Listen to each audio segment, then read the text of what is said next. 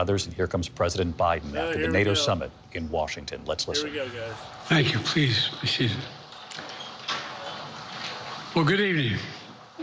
We just concluded this year's NATO summit, and the consensus among the members was it was a great success. It was especially momentous because it represented the 75th year of the most important military defense alliance in the world's history of the world.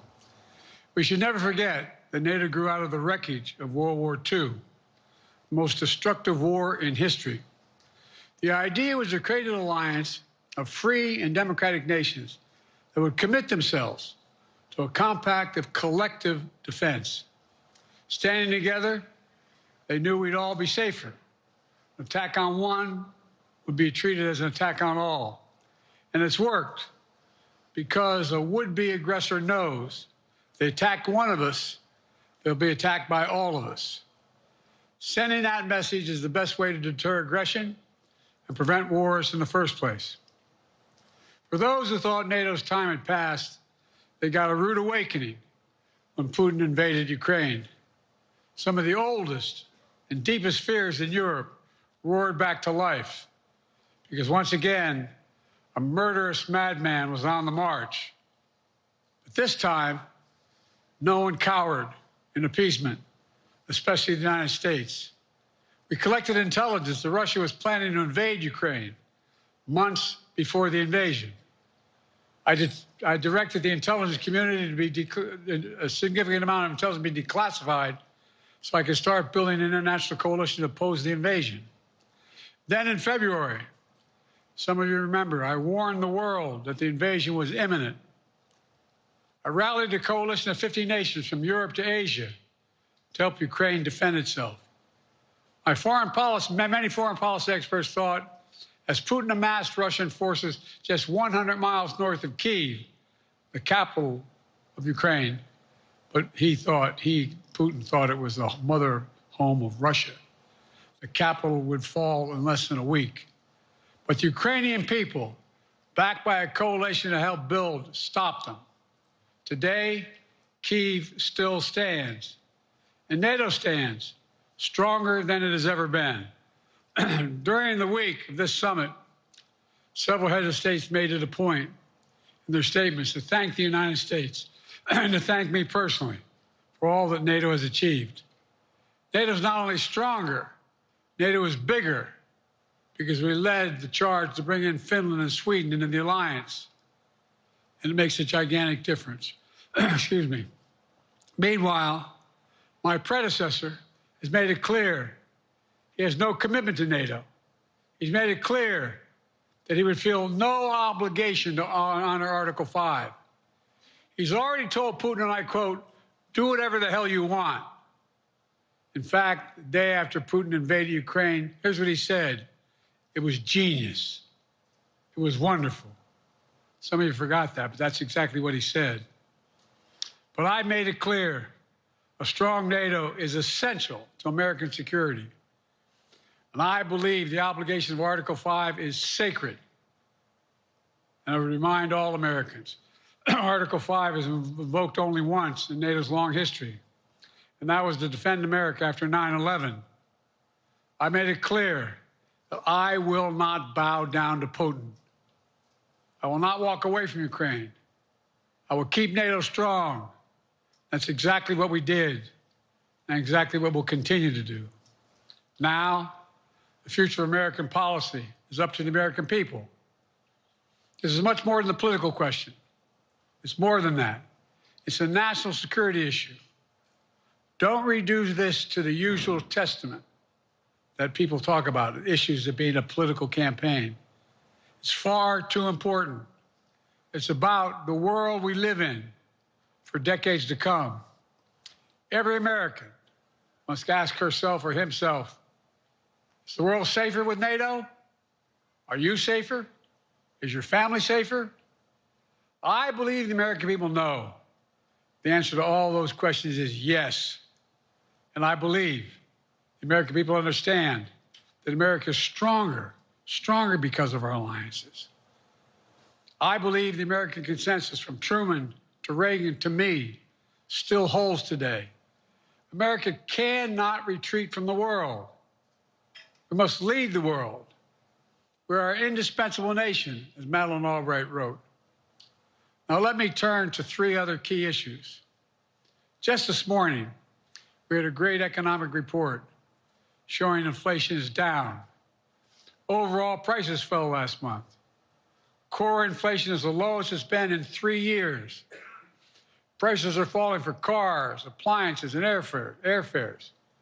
Grocery prices have fallen since the start of the year. We're going to keep working to take down corporate greed to bring those prices down further. Meanwhile, Trump's calling for a 10% tariff on everything Americans buy, including food from overseas, vegetables, and other necessities. And economists tell us that that would cost the average American working family another $2,500 a year. It's a tax of $2,500 a year. Second, our efforts to secure the border, southern border, is working.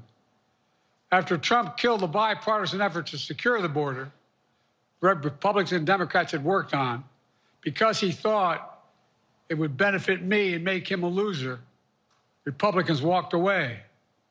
So I took executive action last month.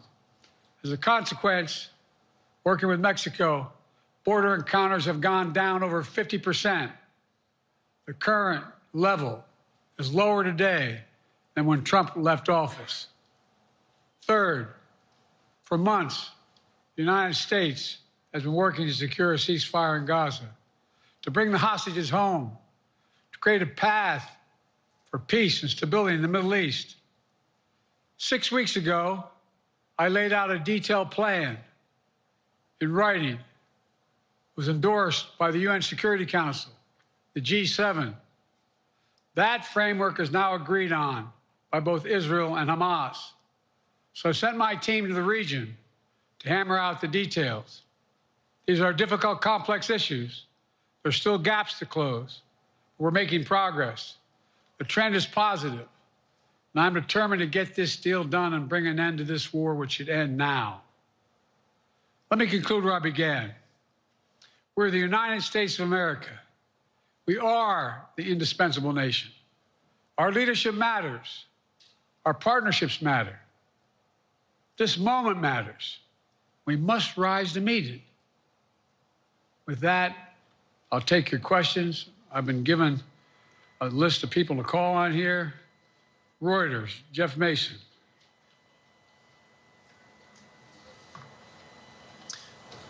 Mr. President, your political future has hung over the NATO summit a little bit this week. Speaker Pelosi made a point of suggesting that your decision on whether to stay in the race was still open. George Clooney and a handful of lawmakers have called on you to step aside. Reuters is reporting tonight that UAW leadership is concerned about your ability to win. UAW just endorsed me, but go ahead. Thank you. My question for you is, how are you incorporating these developments into your decision to stay? And separately, what concerns do you have about Vice President Harris's ability to beat Donald Trump if she were at the top of the ticket? Look, I wouldn't have picked Vice President Trump to be vice president until I think she was not qualified to be president. So let's start there. Number one, the fact is that the consideration is that I think I'm the most qualified person to run for president. I beat him once, and I will beat him again. Secondly, the idea, I served in the Senate a long time. The idea that senators and congressmen running for office worry about the ticket is not unusual. And I might add, there are at least 5 presidents running or incumbent presidents who had lower numbers than I have now, later in the campaign. So there's a long way to go in this campaign. And so I'm just going to keep moving. And because, look, I got more work to do. We've got more work to finish. There's so much, we've made so much progress. Think about it. Think about where we are economically relative to the rest of the world. Name me a world leader who wouldn't want to trade places with our economy. We've created over 800,000 manufacturing jobs, 1.5 million, So things are moving. We got more to go. Working class people still need help. Corporate greed is still at large. Their prices, the corporate profits have doubled since the pandemic. They're coming down. And so I'm optimistic about where things are going. Danny Kemp, AFP. Thanks. Thank you, Mr. President. I wanted to ask you about you mixed up Presidents Zelensky and Putin earlier today. And you now have sort of your key allies, including the British Prime Minister, the President of France, the German Chancellor having to step in and make excuses for you on that. Officials here are saying off the record that your decline has become noticeable. Hasn't this now, frankly, become damaging for America's standing in the world? Thank you. Did you see any damage to our standing in my leading this conference? Have you seen a more successful conference? What do you think? And the Putin piece, I was talking about Putin, and I said, and now, at the very end, I said, here, I mean, Putin. I said, no, I'm sorry, Zelensky. And then I added 5 other names. Look, guys, the idea anybody suggests that we haven't had an incredibly successful conference. How many times did you hear in that conference, I don't know if it sounds too self-serving, but other leaders, heads of state, in thanking me, saying the reason we're together is because of Biden, because Biden did the following. Look, folks, this is, well, anyway, I thought it was the most successful conference I've attended in a long time, and find me a world leader who didn't think it was. Next one, Nancy Cordes, CBS. Thank you, Mr. President. You mentioned other instances in history where presidents have faced a challenge, but what makes this moment in history so unique is that it is not your enemies who are calling on you to reconsider your decision to stay in the race. It's your friends, supporters, people who think you've done a great job over the past 4 years. Have you spent time thinking about what it would mean for your legacy, which you've worked decades to build, if you stay in the race, despite the concerns that voters say they have, and you lose to someone who you yourself have argued is unfit to return to the Oval Office? Well, look, I'm not in this for my legacy. I'm in this to complete the job I started. As you recall, understandably, many of you and many economists thought my initial initiatives that I put forward, can't do that, it's going to cause inflation, things are going to skyrocket, the debt's going to go up. What are you hearing now from mainstream economists? 16 economic Nobel laureates said I've done a hell of a job. And under my plans so far and what's going to happen in the future if I'm reelected, that things are going to get much better. Our economy is growing. I was determined when I got elected to stop the trickle-down economic theory, that if the wealthy did very well, everybody else would do well. My dad was a well-read, decent guy. I don't remember much trickling down on his kitchen table. Middle-class people and working-class people need help. And so what happened is I decided to was able to implement as president what I believed when I was a senator. And that is that the way to build this economy is from the middle out and the bottom up. That way we grow the economy. And the wealthy still do very well. They do fine. And guess what? Find me an economist, a mainstream economist, who said we haven't done well. What have we not done that isn't working right now? And so we got more to do, though. We got to finish the job. And by the way, I come from the corporate state of the world. Delaware has more corporations registered in Delaware than every other state in the nation combined. I'm not anti-corporate, but corporate profits have doubled since the pandemic, doubled. It's time things get back in order a little bit. It's time, for example, if I'm reelected, we're going to make sure that rents are kept at 5% increase, corporate rents for apartments and the like and homes are limited to 5%. We're going to make a lot of changes that I've been talking about because we're going to continue to grow this economy.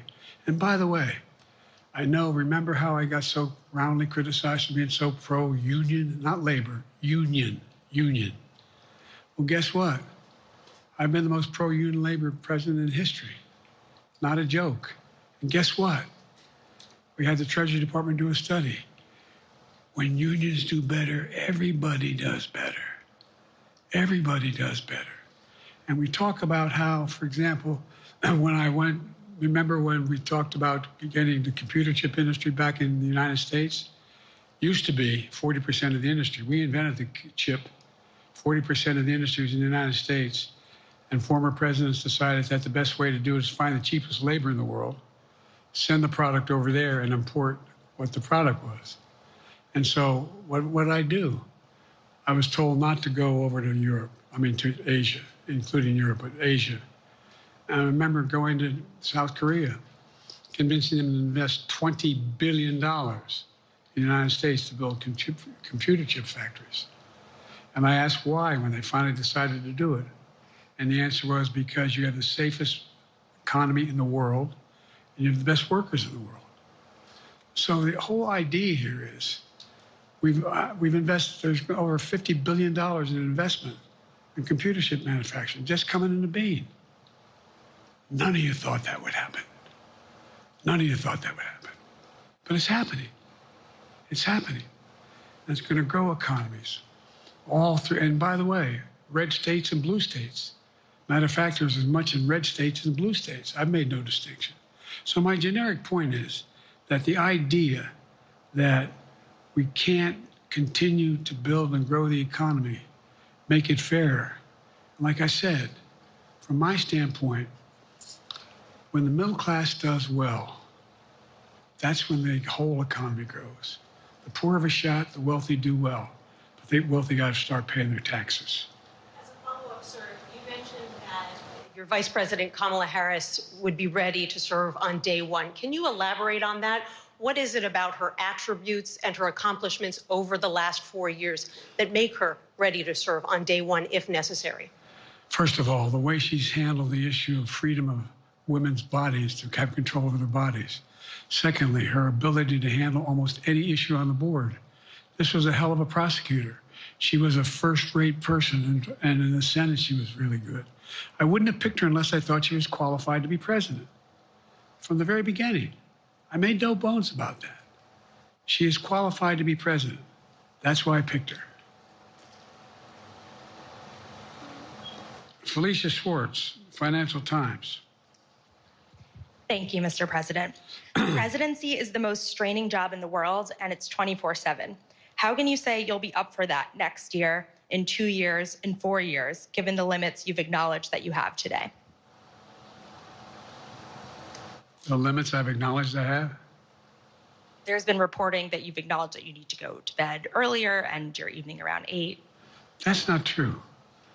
Look, what I said was, instead of my every day starting at 7 and going to bed at midnight, it'd be smarter for me to pace myself a little more. And I said, for example, the 8, 7, 6 stuff, instead of starting a fundraiser at 9 o'clock, start at 8 o'clock. People get to go home by 10 o'clock. That's what I'm talking about. I'm not talking about, and if you look at my schedule since I made that stupid mistake in the campaign, in the debate, I mean, my schedule has been full bore. I've done, where's Trump been? Riding around in his golf cart, filling out his scorecard before he hits the ball? I mean, look, he's done virtually nothing. And I have, I don't know how many, don't hold me to it, roughly 20 major events. Some with thousands of people showing up. And so I just think it's better. I always have an inclination, whether I was playing sports or doing politics, just to keep going, not stop. I just got to just pace myself a little more. Pace myself. In the next debate, I'm not going to be traveling into 15 time zones a week before. Anyway, that's what it was about. That's what it was about. And by the way, even with that, I love my staff, but they add things all the time. At the very end, I'm catching hell from my wife for that. Anyway.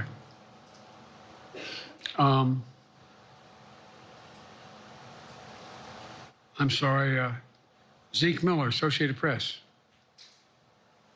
Thank you, Mr. President. Two questions for you. First, on the NATO summit, President Zelensky, in your meeting with him, he pressed you to lift your limitations on the Ukrainian use of American weapons, saying that, in his public remarks afterwards, saying that Ukraine cannot win the war unless those limitations are lifted. Are you reconsidering your position on that? And then secondly, following up on Felicia's question there, leaders of your own party have said that they're not worried about that debate. They're worried about the next bad night and the bad night after that. How can you reassure the American people that you are up to the task and that there won't be more bad nights at a debate stage or somewhere else? First thing about Zelensky asking for the ability to strike deep into Russia. We've allowed Zelensky to use American weapons in the near term, in the near or abroad, into Russia. Whether or not he should be attacked. For example, should Zelensky, he's not. If he had the capacity to strike Moscow, strike the Kremlin, would that make sense? It wouldn't. The question is, what's the best use of the weaponry he has, the weaponry we're getting to him? I've gotten him more long-range capacity, as well as defensive capacity. And so our military is where I'm following the advice of my commander-in-chief, the chief of staff of the military, as well as the Secretary of Defense and our intelligence people. And we're making a day-to-day basis on what they should and shouldn't go, how far they should go in. That's a logical thing to do. Second question related to bad nights, sir. How can you reassure the American people that you won't have more bad nights, whether they be on a debate stage or it's a matter of foreign policy? Well, I tell you what, the best way to assure them is the way I assure myself. And that is, am I getting the job done? Am I getting the job done? Can you name me somebody who's gotten more major piece of legislation passed in 3.5 years? I created 2,000 jobs just last week. So if I slow down, I can't get the job done. That's a sign that I shouldn't be doing it. But there's no indication of that yet. None. Who I got here?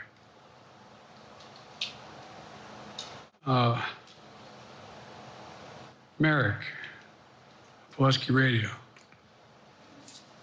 Thank you, Mr. President. How are you? I'm well.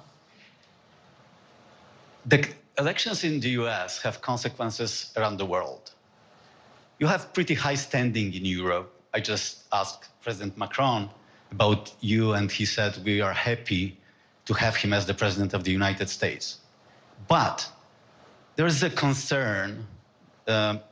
Many people in Poland and across Europe are worried that the former president may win the election.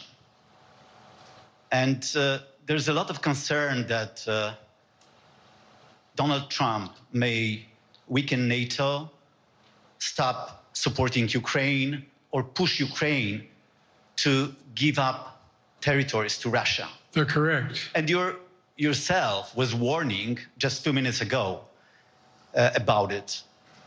So my question is, do you think that Europe will be left on its own if Donald Trump wins the election?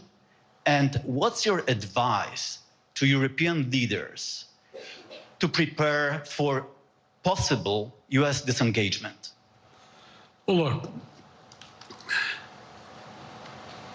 I think, how can I say this without sounding too self-serving? I'm not having any of my European allies come up to me and say, Joe, don't run. What I hear them say is, you've got to win. You can't let this guy come forward. It'd be a disaster. It'd be a disaster. I mean, I think he said in one of his rallies, don't hold me to this, recently, where NATO, I just learned about NATO or something to that effect. Foreign policy has never been his strong point. And he seems to have an affinity to people who are authoritarian. That worries, as I tell you, Poland, that worries Europe. That worries Poland. And nobody, including the people of Poland, think that if he wins in Ukraine, he's going to stop in Ukraine, that that's going to be the end of it.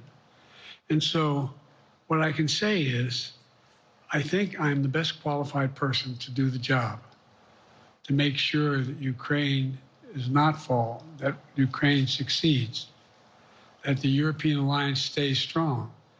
You may recall, no one was talking about Finland joining NATO. I remember talking to Putin right after we got elected in Geneva, and he was talking about what we should do. We couldn't be in Eastern Europe, et cetera. And I said, you're looking for the Finlandization of Ukraine. I said, you're going to get the NATOization of Finland. And about 4 weeks later, I got a call. No, that's not true.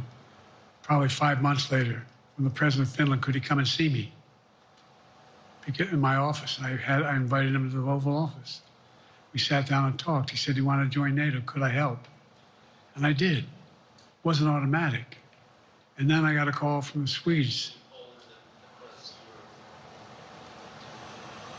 I beg your pardon?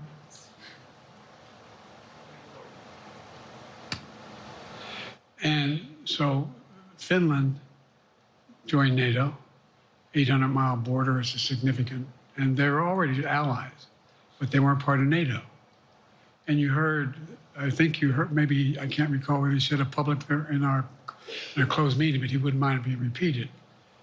He said, we decided in Finland, the people of Finland decided they had to be part of NATO. It was in our interest because of the joint ability to be together, to dissuade any attack on Finland. And the same thing with Sweden. It took a lot of selling to some folks, particularly in Turkey and other places, to agree to the expansion. But it expanded. And we're a hell of a lot stronger because of it. We're more secure because of it.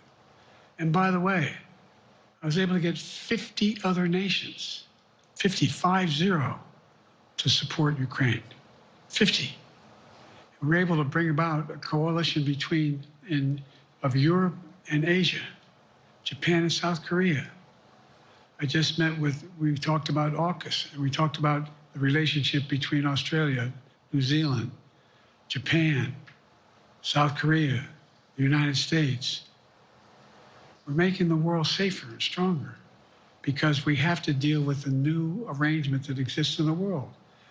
The Cold War is over. The post-war era is over. What is going to replace it?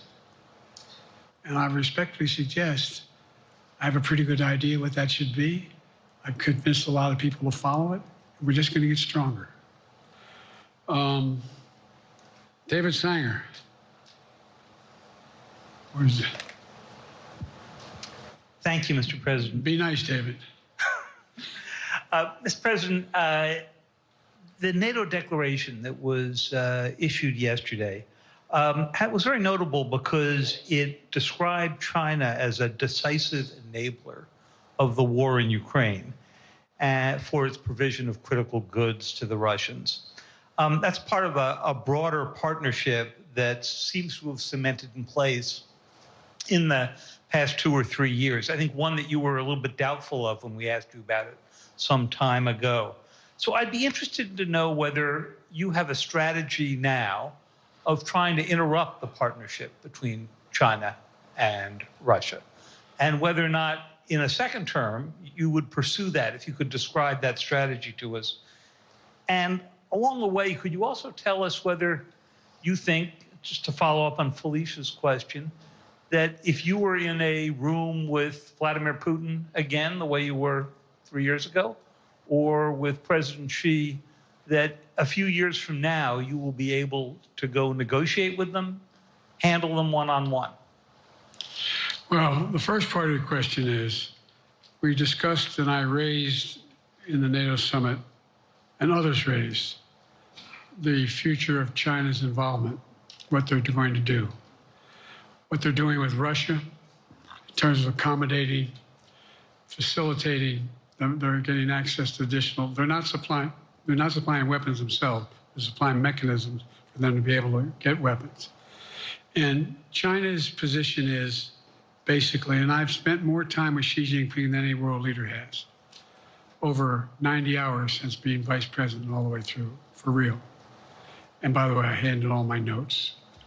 But my point is that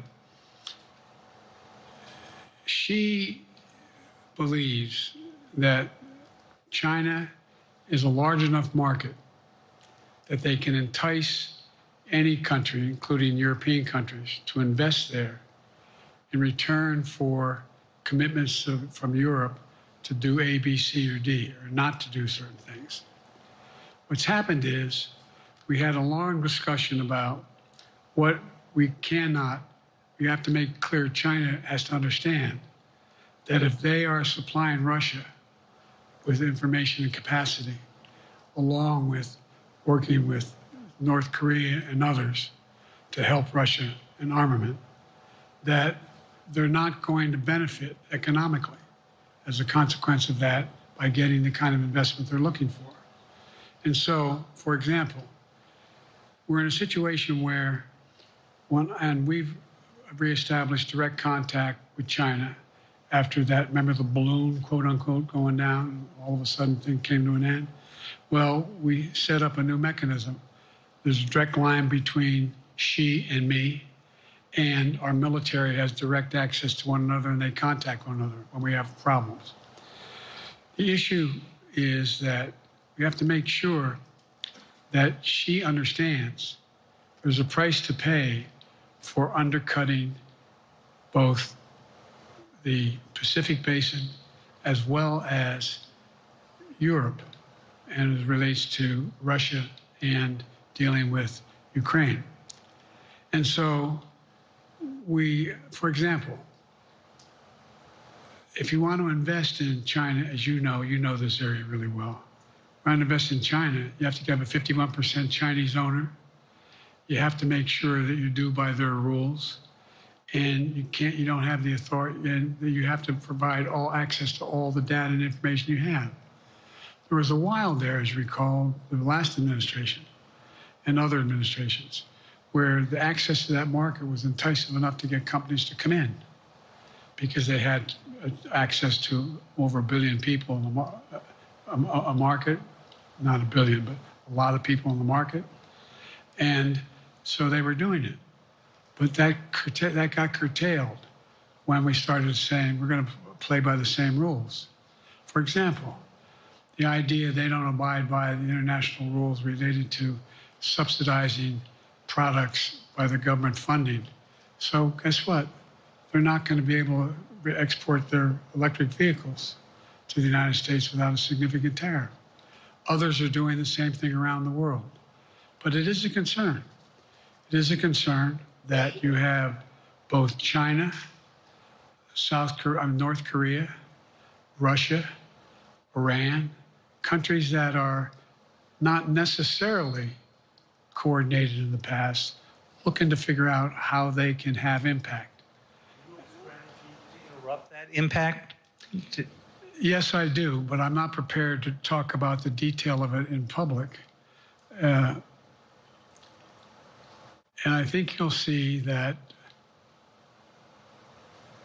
some of our European friends are going to be curtailing their investment in Russia. In China, as long as China continues to have this indirect help to Russia in terms of being able to help their economy, as well as help them in, as a consequence of that, their ability to fight in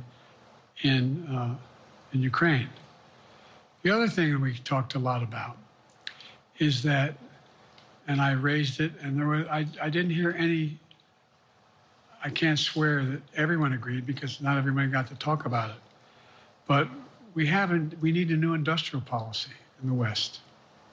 For example, we talked about how both the EU as well as NATO has to be able to begin to build their own munition capacity, has to be able to generate their own capacity to provide for weapons and the ability to it came as a surprise to some of us how we had fallen behind in the West in terms of the ability to construct new material, new weaponry, new everything from vehicles to weapon systems. And so one of the things that came out of this was we're going to be meeting again with a number of my colleagues, my European colleagues, is what do we do to increase the capacity of the West, particularly in Europe and Japan, to be able to generate the kind of ability to produce their own weapon systems. Not just for themselves, but to be able to generate that. It's the same, it's what Russia's trying to figure out. They went to China and they didn't get the weapons, but then they went to North Korea. But we're going to be in a position where the West is going to become the industrial base for it to be able to, the ability to have all the defensive weapons that we need. That was a discussion as well. Mr. President, I'm not sure you answered on whether you would be ready to go deal with Putin and Xi 2 or 3 years from now. I'm ready to deal with them now and 3 years from now. Look,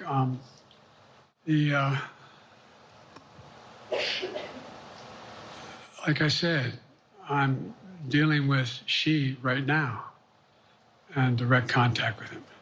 I have no good reason to talk to Putin right now.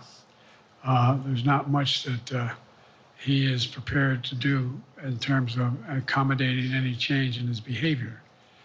And, but there isn't any world leader I'm not prepared to deal with. But I understand that a generic point is Putin ready to talk? I'm not ready to talk to Putin unless Putin's ready to change his behavior. And the idea, look, Putin's got a problem. First of all, in this war that he is supposedly have won, and by the way, I think, don't hold me to the exact number, but I think that Russia had 17.3% of Ukraine that they've conquered. Now it's 17.4.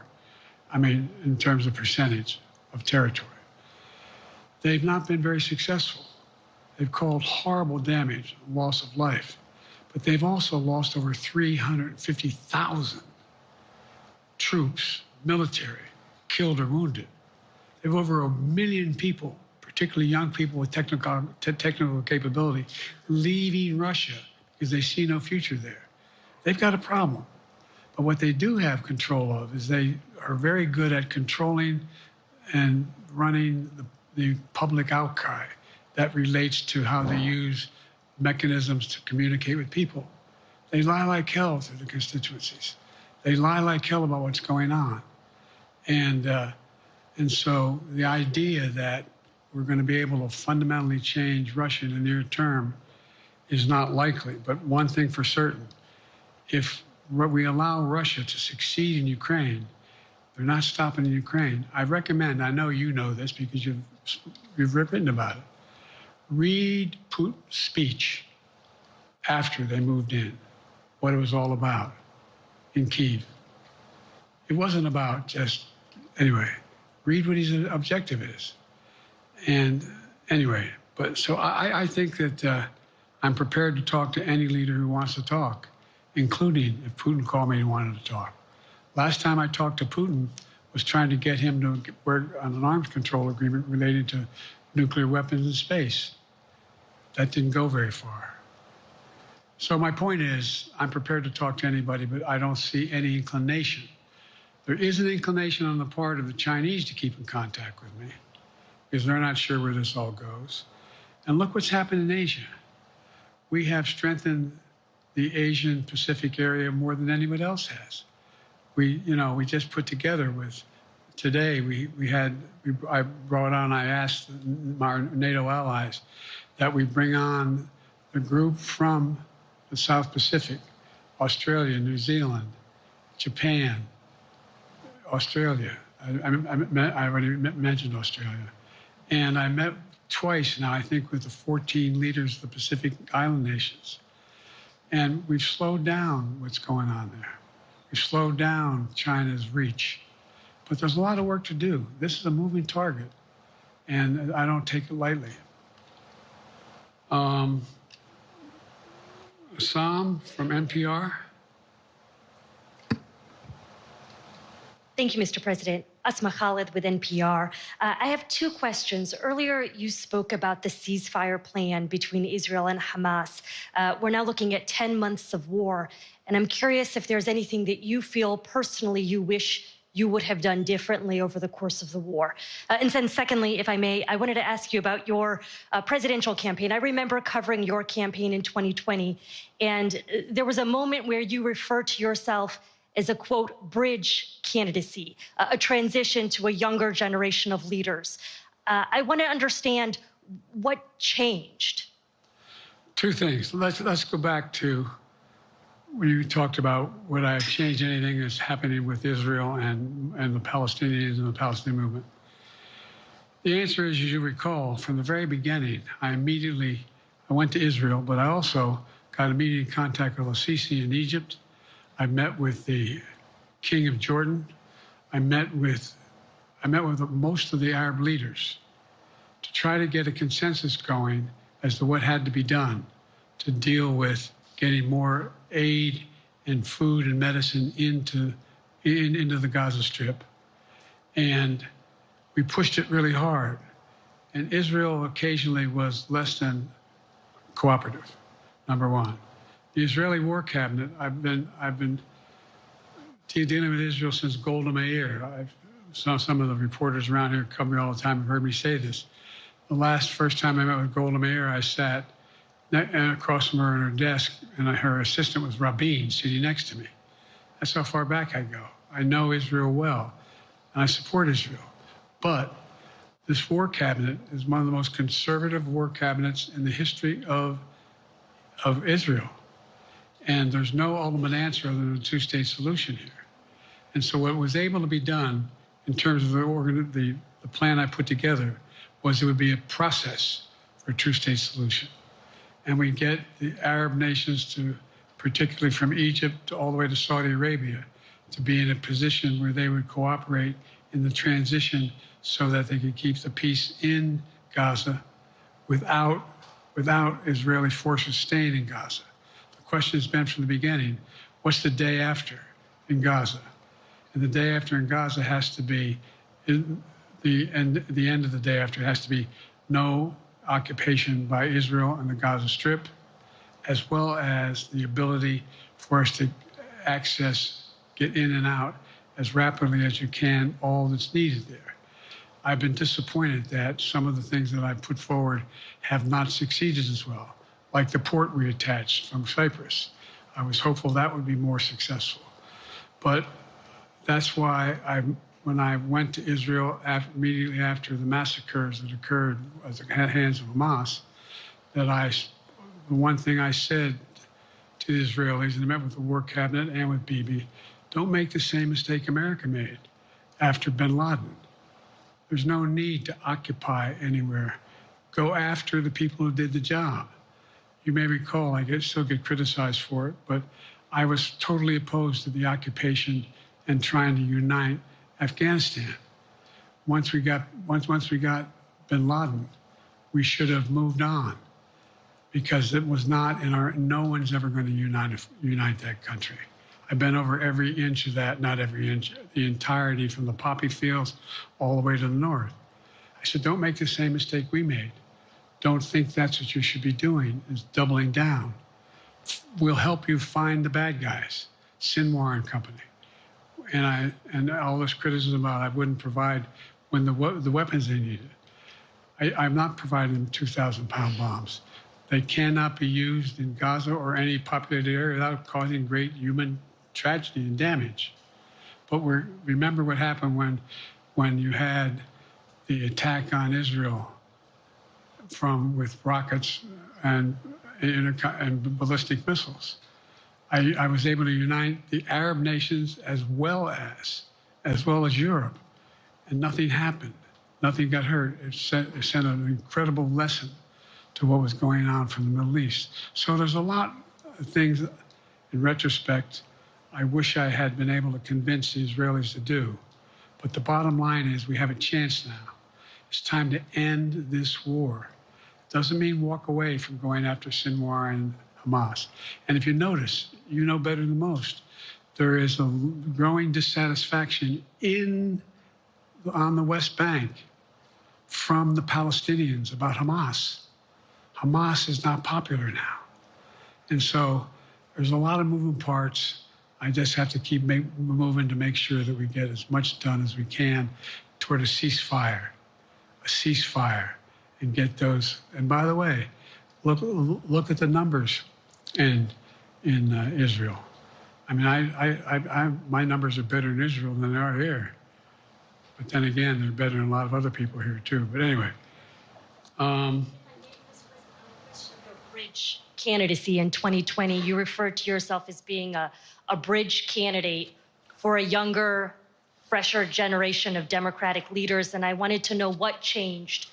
What changed was the gravity of the situation I inherited in terms of the economy, our foreign policy, and domestic division.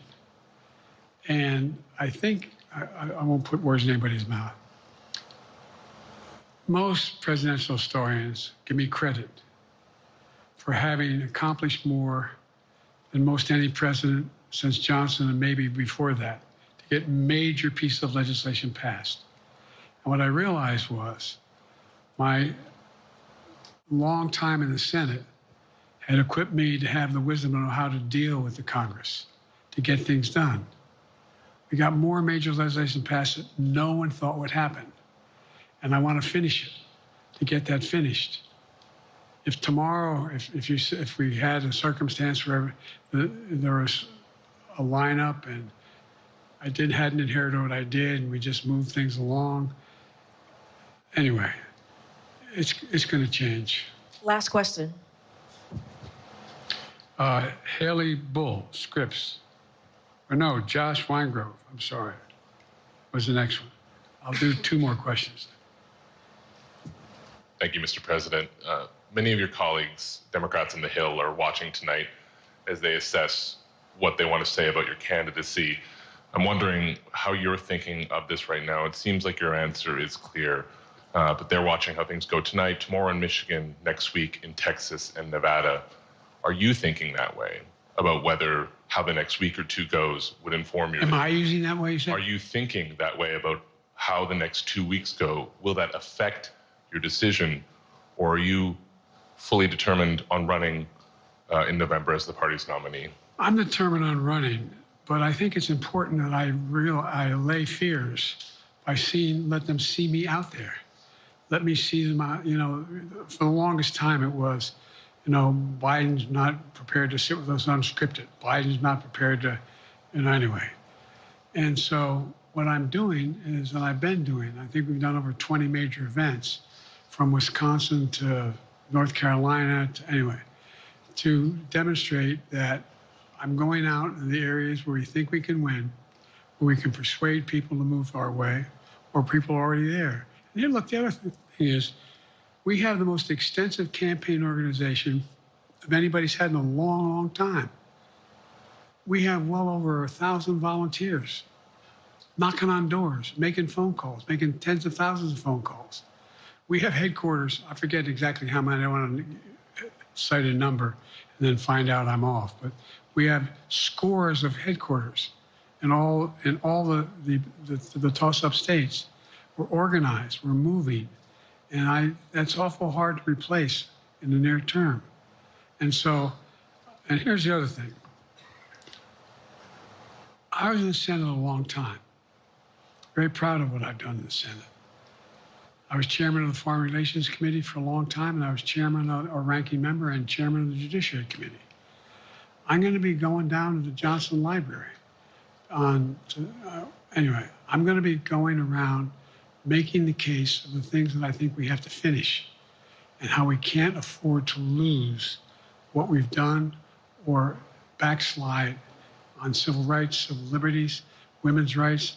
There's that little button we have. Control guns, not girls. I mean, the idea, we're sitting around, this is where Kamala is so good as well. We're sitting around, more children are killed by a bullet than any other cause of death. The United States of America. What the hell are we doing? What are we doing? We got a candidate saying, promised the NRA, don't worry, I'm not going to do anything. I'm not going to do anything. You got a Supreme Court that is what you might call the most conservative court in American history. This is ridiculous. There's so much we can do still. And I'm determined to get it done. It's about freedom. And by the way, I'll end this. Well, I'm not going to do that. Haley has to come up too. But I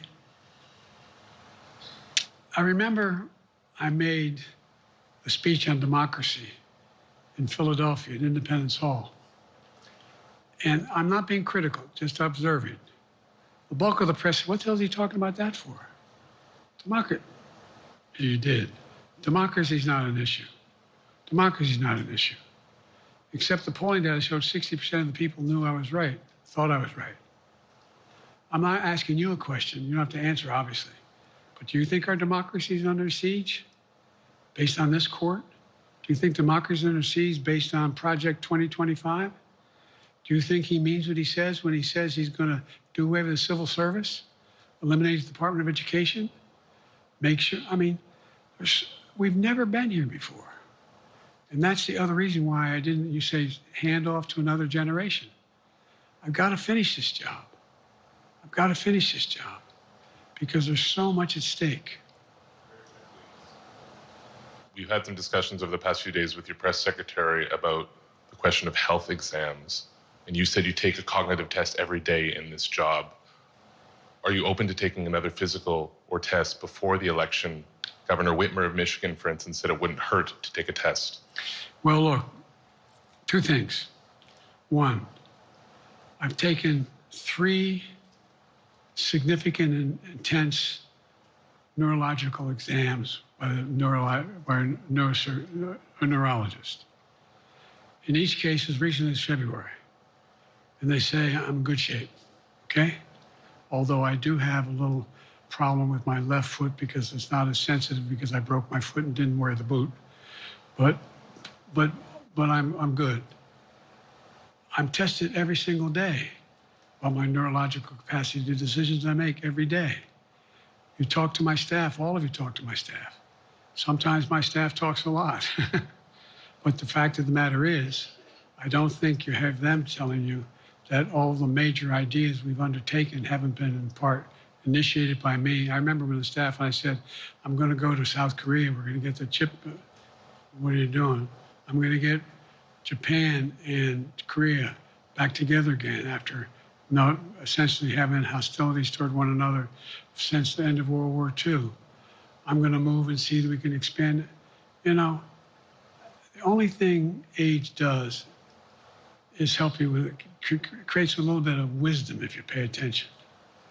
And so the point I'm making is, I think it's important that if the neurologist tells me he thinks I need another exam, and by the way, I've laid every bit of the record out. Hadn't a thing. You ought to ask Trump for his, okay? I laid it all out. And every single day, I'm surrounded by good docs. If they think there's a problem, I promise you, or even if they don't think it's a problem, they think I should have a neurological exam again, I'll do it. But no one's suggesting that to me now.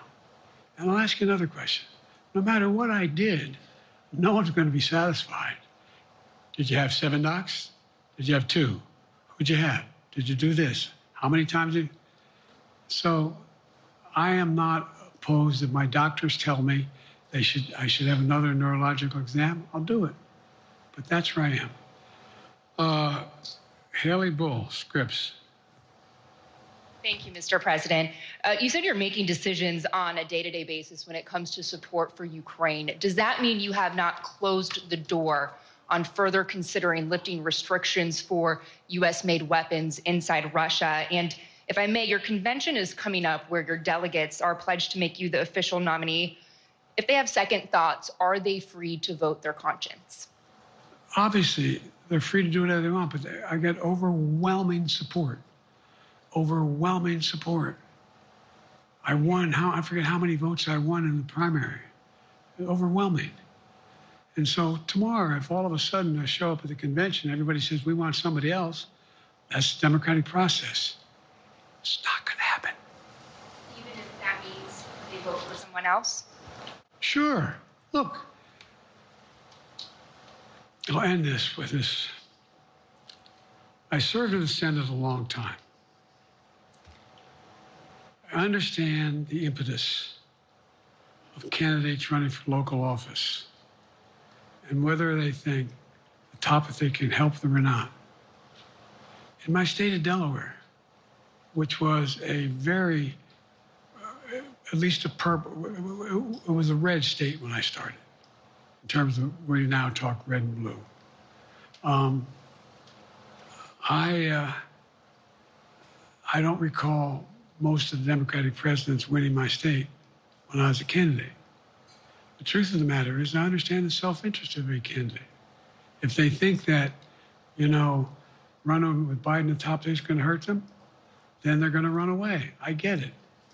But so far, go and look at the polling data in their states. Look at the in-depth, and by the way, I think you'd all acknowledge, and you're all experts. I'm not being solicitous about the president. You're experts on this stuff. How accurate does anybody think the polls are these days? I can give you a series of polls where you have likely voters, me versus Trump, where I win all the time. When the unlikely voters vote, he wins sometimes. The bottom line is all the polling data right now, which I think is premature because the campaign really hasn't even started. I mean, it hadn't started in earnest yet. Most of the time, it doesn't start till after September, after Labor Day. So a lot can happen. But I think I'm the best I believe I'm the best qualified to govern. And I think I'm the best qualified to win. But there are other people who could beat Trump too. But it's awful start from scratch. And, we talk about, money raised. We're not doing bad. We got about $220 million in the bank. We're doing well. So with that, you have any want to follow up on any of that you just asked me? Yes. You earlier explained confidence in your vice president. Yes. If your team came back and showed you data that she would fare better against former President Donald Trump, would you reconsider your decision to stay in the race? No, unless they came back and said, there's no way you can win. Me. No one's saying that. No poll says that. Mr. President, okay. Thank you. This ends tonight's press conference. Thanks, everybody.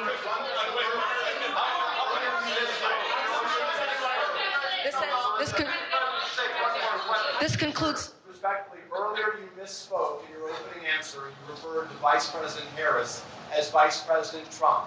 Right now, Donald Trump is using that to mock your age and your memory. How do you combat that criticism from tonight? Listen to him. This concludes tonight's press conference. Thank you, everybody. Thanks, everyone.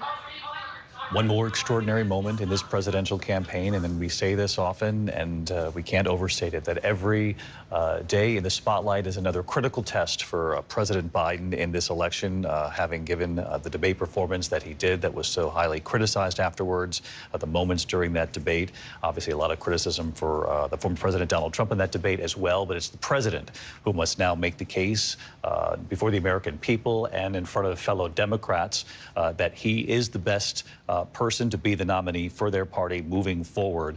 He took questions from 10 reporters there, about 55 minutes or so, also gave comments right at the top. This was wide-ranging. He talked about the success of the NATO summit this week, inflation numbers coming down just today, the economy, how many jobs he's created, manufacturing jobs, microchips. He talked about China. He talked about Russia, Israel, the Gaza war, of course, the war in Ukraine, the situation with Vladimir Putin. Took a number of questions. He was asked about himself, and he starts off with this gaffe. So I'm gonna show you how great I am. Last night I cut the light off in my bedroom, hit the switch, was in the bed before the room was dark. I'm gonna show you how great I am. Only last week I murdered a rock, injured a stone, Hospitalize a brick. I'm so mean I make medicine sick. I'm gonna show you how great I am.